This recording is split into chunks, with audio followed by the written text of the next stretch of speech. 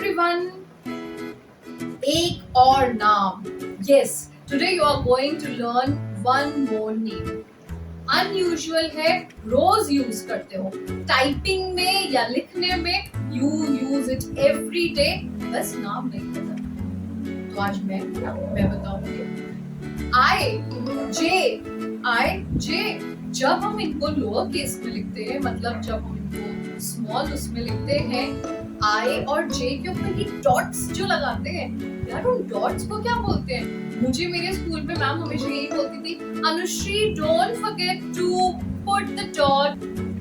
तो ठीक है, वी कांट फॉरगेट दैट, लेकिन मतलब क्या है, इसका नाम क्या है? डॉट ही होता है क्या? डॉट नहीं है इसका नाम. इसका नाम है टिटल.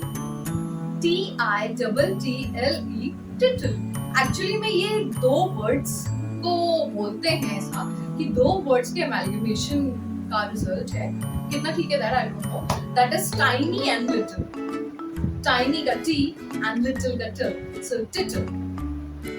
बोला था ना, इंग्लिश में हर चीज का नाम होता है. अब अगली बार से प्लीज किसी को ये मत बोलना, उसके ऊपर डॉट लगाना मत बोलना. All you have to say is title. Okay, this is Anushree signing off. Thank you.